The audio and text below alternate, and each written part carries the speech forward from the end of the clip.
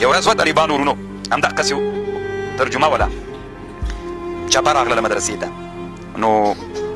د طالبان ناست ول طالبان یو طالب له منځ نه جګ هېڅ مو هم تر وسه نه کېدل ورسره او یو دنه پکې و داسې بریک کې فکر کوم د وروزګان ولایت ما د ویلي وي دا اول وار ده چې دومره زړور ملا وینم چې موږ سره دومره تیز لګېږي نو ما وایي څومره چاپې چې وجولي داسې ملا مې نه ده لیدلی مې دا ملا نور ملایان نه فرق لري نو څو ورځې له دې چاپې نه مخکې نیولی وو که نه نو هلته چې په ما باندې ریاست نوت کې 2 ورځې تېرې کړلې نو الله عز وجل انسانانو په زړونو کې یو محبت الله په خاطر دلته طالبانو په کابل کې مظاهرې سولې داسې مظاهرې وسولې چې 13 کلن د جهاد مبارزه کې د ریاست نوت نه 2 ورځې د جمعې په ورځ باندې څوک هم ټول افغانستان کې څوک نه ده راوتلی که راوتلي هغه یې زه راویستلی یم دا د افغانانو مجاهدینو یو لوی احسان و له ما سره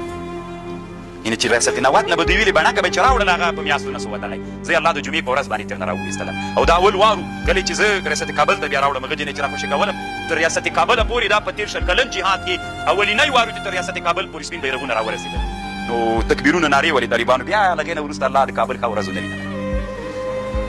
یعنې د کفر دپاره الله عز وجل بیا د اسلام شعایت وکړه والله دې نه کوي طالبانو که مشرانو له تزلزل حالت راغی ملت به بیا د دوی نه پوښتنه کوي موږ ته به اسلامي نظام ساتي په هره معنا چې وي موږ ته به اسلامي نظام ساتي دلته وینې توی سوي دي قربانۍ سوې ده ته مو چې مشر کړی یې ښه ځواني نه لرې